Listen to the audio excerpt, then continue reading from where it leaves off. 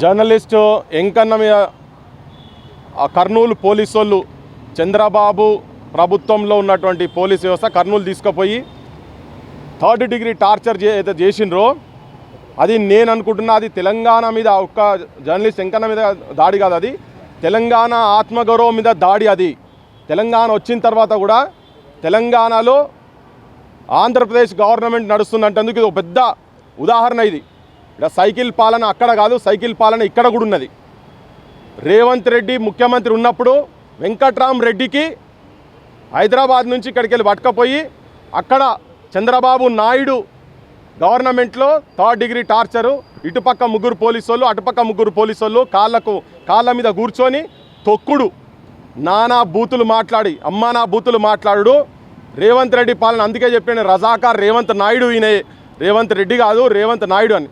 అంటే నీ సామాజిక వర్గానికి సంబంధించినటువంటి ఒక జర్నలిస్టుకు, నీ జిల్లా కొల్లాపూర్కు సంబంధించినటువంటి ఒక జర్నలిస్టుకు పాలమూరు బిడ్డ, నేను పాలమూరు పేద మొగోన్ని నల్లమల పులిబిడ్డ అంటున్నావు కదా, ఇగో చూడు అదే నల్లమల కాడకు పుట్టినటువంటి ఈ బిడ్డను నీ గురువు అంటావో నువ్వేమంటావో, నువ్వు ఎవరికైతే చెంచాగిరి చేస్తున్నావో, ఎవరిని బూట్లయితే నువ్వు ఆంధ్రప్రదేశ్ రాష్ట్రం ఉన్నప్పుడు మోసినావో, ఇప్పుడు తెలంగాణ రాష్ట్ర ముఖ్యమంత్రి అయిన తర్వాత కూడా ఇంకా అతని బూట్లు ఆ సాక్షుల వాసన చూసుకుంటూనే ఉన్నట్టున్నావు నువ్వు. ఇగో ఈ జర్నలిస్ట్ని తీసుకొని అక్కడి దాకా తీసుకుపోయి దేనికి, ఏదో అభ్యంతరకరమైన మాటలు మాట్లాడిండు అని. అయ్యా నీ చంద్రబాబుకు నీకు అంతా నొచ్చితే ఈడ 100ల మంది పిల్లలను ఆత్మహత్య చేసుకుంటందుకు, ఈడ కొన్ని 100,000 మందిని నువ్వు పోలీస్ స్టేషన్లో ఇచ్చి టార్చర్ చేసినందుకు మా కడుపు ఎంత మండాలే. బాగా మాట్లాడినట్టు కదా, గింతంత లేవురా అని చెప్పి నీ పోలీస్ అయినా మాట్లాడినట్టు కదా. నువ్వు డ్రెస్ ఇప్పి రారాబాయి, నువ్వు కర్నూలుకి వస్తావా, కర్నూలు కూడా వస్తాం మేము, డ్రెస్ ఇప్పిరా చూద్దాం. మరి నువ్వు ఎంత పోటు కానివో, నీ పోలీసు వాళ్ళు ఎంత పోటు కానిలో, నీ చంద్రబాబు ఎంత పోటుగాడో. ఆయన సినిమాలలో పోయి ఇట్లా యాక్టింగ్లు చేసుకుంటా డిప్యూటీ ముఖ్యమంత్రి ఉన్నాడు కదా, బాగా ప్రజాస్వామ్య విలువలు, నేను గద్దరంటే నాకు చాలా ఇష్టము, నేను పేదోళ్ళకి సంబంధించిన మనిషినని కనబడతలేదా?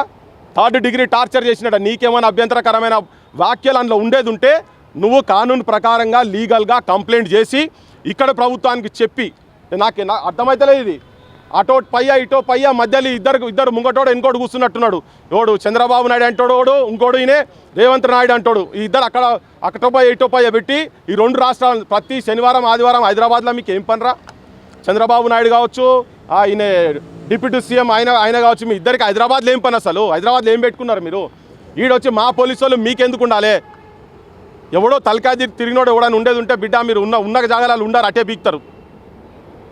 ఇది మీరు తెలంగాణ ప్రజలకు కూడా ఏం చెప్తున్నా అంటే ఇది చాలా చిన్న అంశం కాదు, ఇది చాలా సున్నితమైన అంశం. అంటే బరి తగ్గించి ఇక్కడ మన బిడ్డను, తెలంగాణ బిడ్డను, తెలంగాణలో ప్రజల గురించి పనిచేస్తున్నటువంటి వాళ్ళను చిన్న యూట్యూబర్స్ అనుకుంటున్నారు మీరు.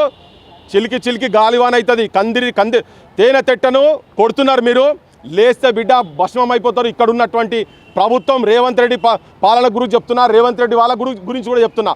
హోమ్ మినిస్టర్గా ఉండి, నువ్వు ముఖ్యమంత్రిగా ఉండి ఇక్కడ జర్నలిస్టుల హక్కులనే కాపాడలేని దుస్థితిలో ఈ తెలంగాణ ప్రభుత్వాలని ప్రజలు కూడా నిర్వీర్యమైపోయి ఇటువంటి మాట్లాడేటోళ్లను కాపాడుకోలేకపోతే, వీళ్ళ తరఫున మనము వాయిస్లెస్గా ఉండలేకపోతే చాలా ఇబ్బందుల పాలైతే తెలంగాణ.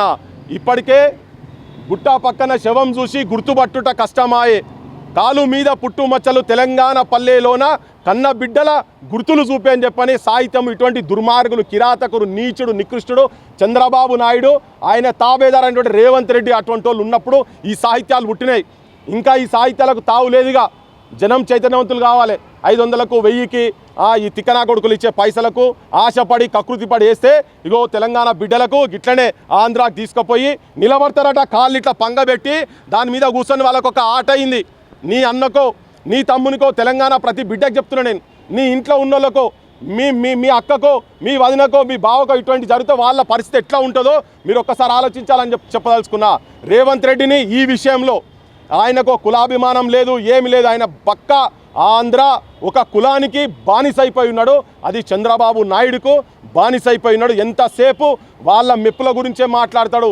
అది ఎక్కడైనా వెలుగుమట్లైనా పర్వాలేదు, ఇక్కడ విగ్రహాల విషయమైనా పర్వాలేదు. చార్మినార్లట నలుగురు ఆ సామాజిక వర్గాల పేర్లే చెప్తున్నాడు కానీ చెన్నారెడ్డి పేరు చెప్తలేడు, ప్రభాకర్ రెడ్డి పేరు చెప్తలేడు, పైడి జయరాజ్ పేరు చెప్తలేరు. ఏంది ఆ తెలుగు సినిమా చెన్నైకి ఇక్కడికి వస్తేందుకు. అందుకే రజాకార్ రేవంత్ నాయుడు అని నీకు అద్భుతమైన పేరు పెట్టినాం. ఇక్కడ నడుస్తున్నది చంద్రబాబు నాయుడు పాలన. కానీ నువ్వు ఈ దుర్మార్గపు పాలన ఆపకపోతే మాత్రం మేము ఇప్పటికే మొదలుపెట్టినాం, నిన్ను బొందబెట్టుడు మాత్రం ఖాయం రాజకీయంగా. తెలంగాణ ప్రజలు మొత్తం విజ్ఞప్తి చేస్తున్నావు, మన ఎంకన్న ఎంబడి ఉండాల్సిందే. ఇటువంటి దాస్తికాలు ఇంకొకడు ఎవడన్నా కానీ, ఏ ఆంధ్ర పాలకుడు ఎవడన్నా వచ్చి ఇక్కడ కనీసం తెలంగాణ బిడ్డల మీద చేయేస్తే తిరగబడేటువంటి పరిస్థితి తీసుకురావాలి తెలంగాణ జనంగా. మేము కూడా తిరగబడతాం. మొత్తం సోషల్ మీడియా ఎవరికి జరిగినా మేము ఎంబడి ఉంటామని చెప్పి చెప్పదలుచుకున్నాం.